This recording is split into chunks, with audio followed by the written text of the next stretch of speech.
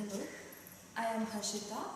I'll be taking basic mathematics for first year BCA, that is unit 4.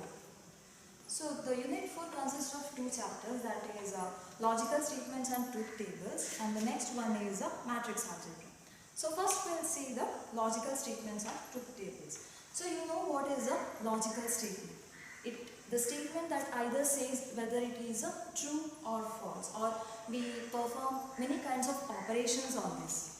So to represent this or to put it in a table, we use the values of true or false and we call this as a truth table. So truth table will have the values true or false. So based on this true or false, we can determine so many types in this, and so many operations can be performed, and we can come to conclusions of the statement. So all this can be done. So the truth table has the true or false values. Now what is this actually? Actually, what is a truth table? See, there will be a set of statements, and these statements will say whether it is applicable or not, or whether you will be getting the result as right or wrong. And while determining this, we have the values like the statements, if what kinds of statements can be put in this. So we call that as, if there is a single statement saying whether action is going on, whether an event is true, then we just mention it as with a variable, and it can be we represent it with the English alphabets like P, Q and R.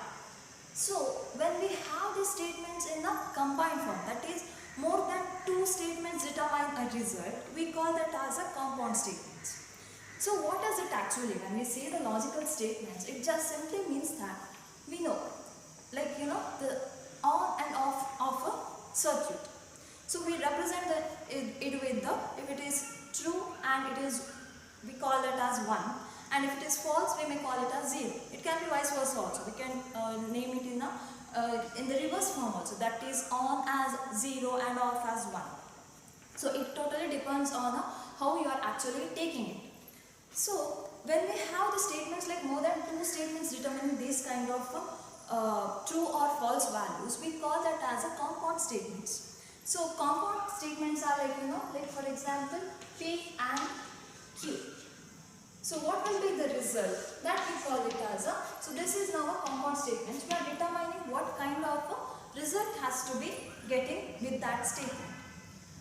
Then we have one more along with this as a negation of a statement. What is negation? Simply meaning it is the statement, whatever you are going to tell, it is determined as a negative form of it. For example, if I say it as P, the negation of P will be written as negation of P. The symbol is symbolically written like this, and we say that, for example, if the value of this is true, the negation of P will be false.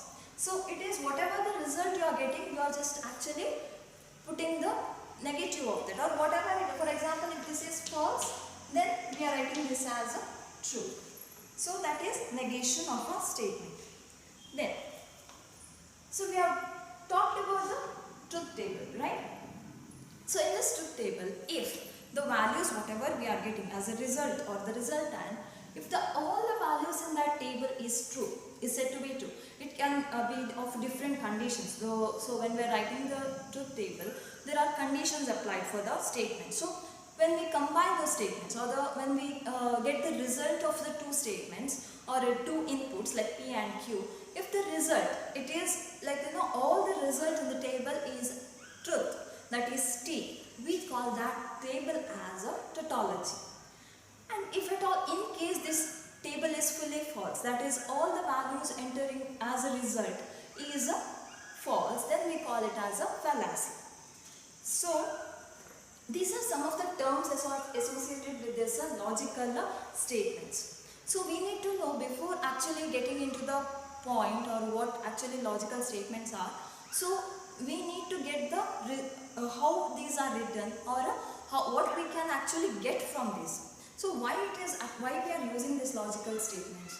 See, in computer science we know what is the main language, or what is the base of the language that we are understanding, or even the computer understands. It's nothing but 0 and 1. You all know that whatever the values we are getting or whatever the programming we are writing, it is actually divided further into the very basic language that is called as a mission language, and computer only understand this, which comprises of zeros and ones. So if this has to happen, there will be a kind of a dilemma when the values are one value is also right, the other value is also right, or if at all some values it can be strictly wrong and it cannot be right any time, it cannot be true, it has always to be, it also always has to be false. Then what do we do this? What do? We just name these kind of things. Like as I just told you, if a truth table has all the values as a true, then we call it as a tautology, and if it is all false, we call it as a fallacy. So based on these things, we have one more called as a preposition. So what is a preposition? See, I told you we say the statement either as true or false. So we can also say that a statement cannot be both at the same time. If this condition can be occurred, or if this condition can be handled, we call it as a preposition. That is, the statement has either to be true or false, or it cannot be both. You cannot have a statement to be both true and false. That is like, for that some other values we have to convert into the actual values and get the actual result. So we cannot be actually saying the statement is either true or false. Then conditional statement. So in programming mainly we have seen this if else condition, or if then else condition. There are so many this if clauses we have. So these statements can actually be written in the form of conditional statements. So how do we write that? Condition is like, if P then Q. So if the statement P is true, only then the statement Q can be true. And if P is false, the statement Q has to be false. It cannot be true. So this is a conditional statement. In the sense, you are actually putting a condition for the statement Q. So what? The result of Q, it is determined by the P. So this is the thing. Next is a biconditional statement. What is this biconditional statement? If you take the same example, P has to be true for the Q to be true. Then if P has to be true, then Q also has to be true. That is, one condition goes from P to Q and another condition goes from Q to P. So the condition is like, from both the ways. We call this kind of statements or conditions as a biconditional statements. Next is an argument. See, by saying these statements, we always refer as, the alphabets with P and Q, either P or Q, and you can also refer it as anything like, A and B, B and D, whatever it is. The thing is, we have to refer a statement with the alphabet or what it states, or you can just actually just showing the symbolic representation of the statement. And for this, we call this as arguments. Why arguments? Because the one statement, it is totally independent of any other variables or the alphabets that is present in it. So that is why we call that as an argument. That is, the argument, it is not at all dependent on any other values or variables that is present. So we call that as an argument. Next is a joint denial. Joint denial is nothing but, see, by writing the statements, we can write it as like, P or Q. This is the most common thing we know. P or Q. What will be the result? Whatever will be the result, if we negate that, what do we get? Negation of P. Sorry, this is an. So negation of P or Q. What do we do this? How do we do this? P or Q and the negation of the result, we get whatever the result we get, we say it as a not, right? Because this is a or, we are changing the sign of the resultant, so that becomes a not. So nor can also be said as nothing but a joint denial. So what actually joint denial means?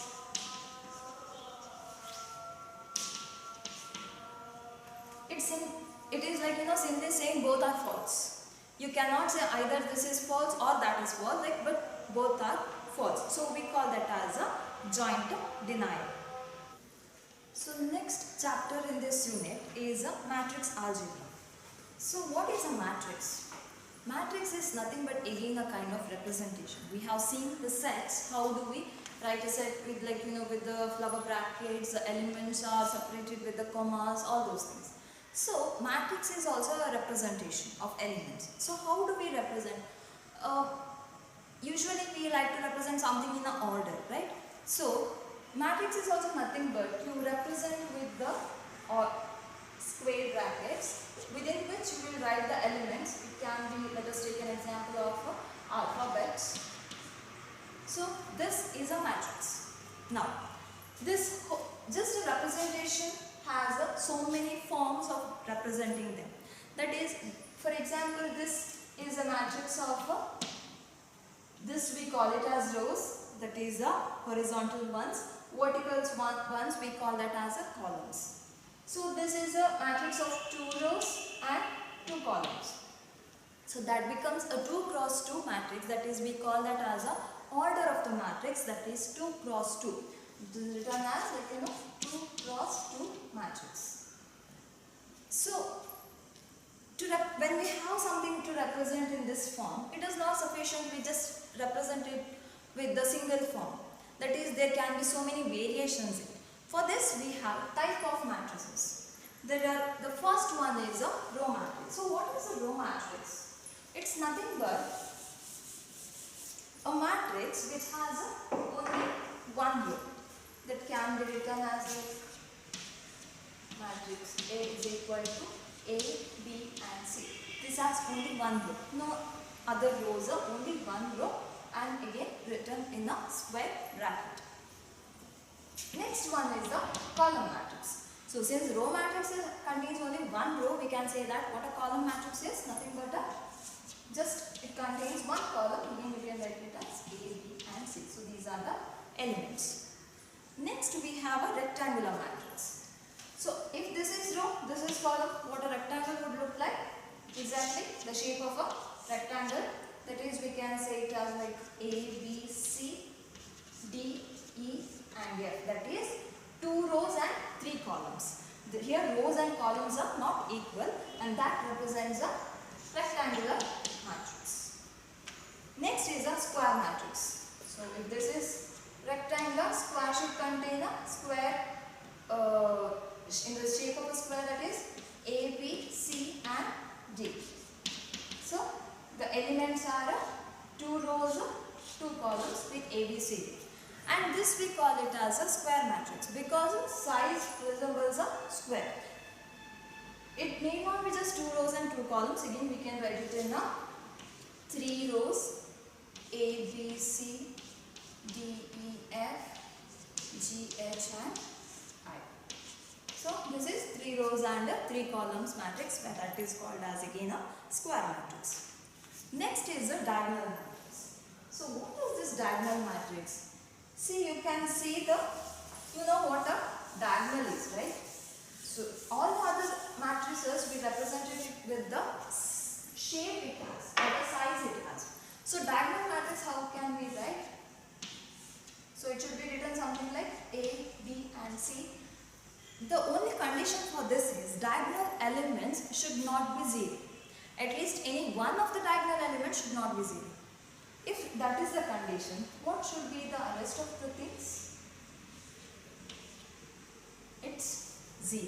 So only the diagonal element will be present, rest of the elements will be 0. So this we call it as a diagonal matrix. In this diagonal matrix, if I write all the diagonal elements are same, E, A and A, rest of the things 0, what we can say this as a scalar matrix. That is, it has only one element, that is a diagonal. Only a scalar element has its diagonal elements. It's not different elements we have only a single element. So that we call it as a scalar matrix. Next we have the identity matrix. That is, again, scalar matrix can contain anything in the diagonal element space, but an identity matrix should contain only one. Now we know what is an identity, right? We usually say with the identity properties of addition, multiplication. What do we say? For addition it is 0 because, like, you know, we add anything to that number. Anything to that number will be the same number. It won't change. So, and for multiplication it's 1 because we multiply 1 for that element and it won't be changing its value.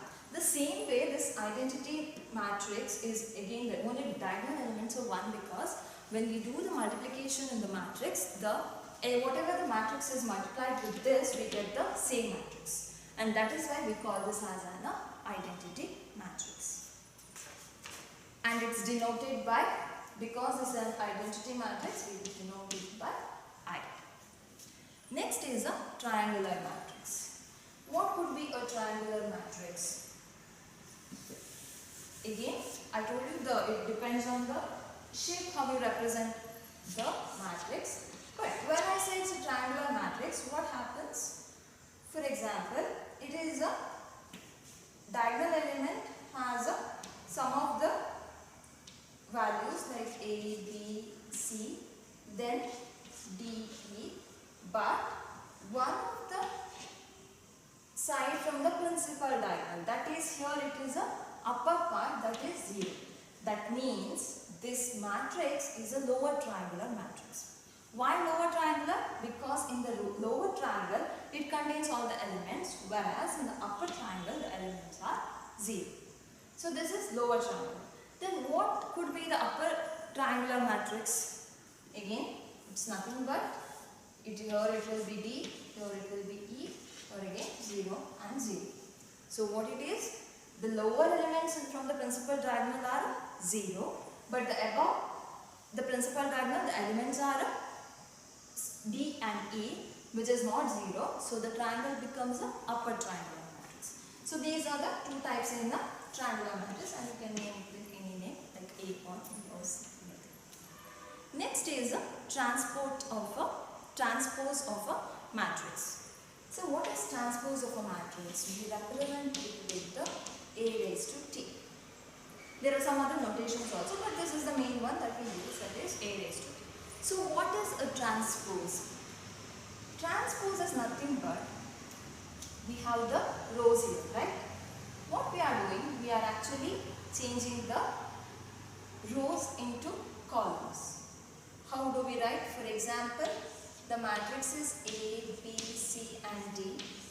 We change the rows as A and C, B and D.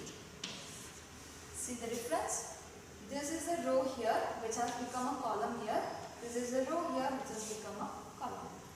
So the transpose of a matrix is nothing but the changing of rows and columns in the original matrix. So that is a transpose. Next is a scalar multiplication. How do we do a scalar multiplication? We have seen what a scalar matrix is, right? That is a matrix that has a single element in its principal diagonal. So how we do the scalar multiplication? This matrix, any of the matrix for that matter, which is just multiplied with the scalar value. For example, 3, let us say, and into the matrix this A, B, C and D. This is nothing but a scalar multiplication. So when we multiply 3, what happens? 3A, 3B, 3C and 3D. What is this? This is a scalar value that we are actually multiplying to the each element of the matrix. Next is equality of a matrix. Now when do we say the matrices are equal? For example, in algebra or the equations we have, the value should be equal. Both on the equal sign, both sides of the equal sign, the values have to be same. Then we call them as equality, or they are equal. The values are equal. In a matrix, how do we say that? It is simple. First of all, the order of the matrix should be same. That is, rows should be equal to the rows in another matrix, columns of one matrix should be equal to the column of the other matrix. Not only that, the values A, B, C, D, if at all you have written here, the value should exactly match the values in the next one. Now we call this matrix has a equal. So this is used again in solving some of the problems, like you put the equality and you put some of the unknown elements and trying to solve those elements. So that is how we solve it using this equality of a matrix. Next is addition and subtraction. You know a simple addition, the arithmetic addition, arithmetic subtraction. How do we do it in a matrix? Since we are talking about addition and subtraction, of course the elements of the matrix should be a number. So that can be 1, 2, 3, 4, and here also I'll write it as 1, 2, 3 and 4. It need not be a transpose, I've just written the values, but you can use any other elements. Okay, let me change it as 4 and 5, it can be 6. So the matrix is totally different. Now how will you do the addition? Nothing but the first element and the first element, you just add them. So what it becomes? 1 plus 1 is 2. It is written in the first position of the first element. The thing you have to remember is, you can add two matrices only when their rows and columns are equal. Otherwise you cannot add them. Only when the rows and columns are equal, only then you can add the matrices. So 1 plus 1 is 2, 6 plus 2 is 8, then 3 plus 4 is 7, 5 plus 4 is 9. So this is a matrix, that is addition. Now if I have to do the subtraction, again it is a similar way. Again the rule goes the same. The rows and columns of the matrices should be the same, otherwise you cannot have a subtraction. So 1 minus 1 is 0, 2 minus 6 is minus 4, 3 minus 4 is minus 1, 4 minus 5 is minus 1. So this is how we write the addition and the subtraction of matrices. Should remember the point that both has to be of the same size. Next is the determinant of a matrix. What is the determinant? See, we have seen the simple additions and subtractions, but other than that, there can also be some more problems or some more operations you can perform on this matrix. That is, for example, you have a matrix, we can say that A, B, C and D. So there is a kind of calculation we do, that is A into D minus B into C. This we call it as a determinant. Determinant, for example, if this is matrix A, we can represent as a determinant of a matrix is AD minus BC. So this is a kind of calculation. From this we can actually get to know more about the matrix. So here we are talking about 2 cross 2 matrix, but this can also be done for many other kind of matrices, that is 3 cross 3, 4 cross 4 or any number of rectangular matrices also, not just a square matrix. So how do we do that? It's nothing but, for example, if it is a 3 cross 3 matrix, that is A, B, C, D, E, F, G, H and I. So it goes like this, A into, again this determinant, that is E into I minus F into H. So this way it goes on. You can put all these things for the rest of the values also. You can go on doing this. So that is, actually you are extending this concept for the 3 cross 3 matrix, 4 cross 4 matrix or any other matrix for that purpose. And whatever this we are calling it as determinant, right? We have one more word for that, that is when we are not using just as in a square matrix, but we are using in the other than square matrix like 3 cross 3 or 4 cross 4, 4 cross 4, we call that as a minus. We call that same determinant as a minus. And cofactors is a minor or a opposite of a minor depending on where the element is a original determinant. So if this is the original determinant, we can either call it as a minor or we can also call it as a cofactor. So that depends on what kind of matrix you are using. Next is classical adjoint. That is, you get a cofactor matrix, that is a minor or a cofactor matrix. You put the transpose of that matrix. Whatever the value you are getting, you are taking the transpose of that matrix. We call that as a classical adjoint. And the inverse of a matrix. Inverse of matrix is nothing but when the matrix is multiplied with the identity matrix. You know what identity matrix is? That is the principal diagonals are 1, rest of the things is 0. That is inverse of a matrix. Next is the rank of a matrix, that is it defines a maximum number of dependent column vectors. That is, when we have this column, see this, because it's alphabets, so this is not actually dependent on the rest of the matrices or rest of the elements in the matrix. But if we find something that one row or one column that is dependent on other 2 rows or other 2 columns, we call that as a rank, or we try to find the rank by the values, how they are valued or how they are related to the first element or the rest of the elements of the matrix. So this is all about your 4th unit. It's just about the statements and the definitions that we are using. So much of the problems will be available and you can solve it on your own. This is just sharing a knowledge that you need to solve those problems. This is the basic definitions or how we actually solve these problems or what are the terminologies used in this chapter. Thank you.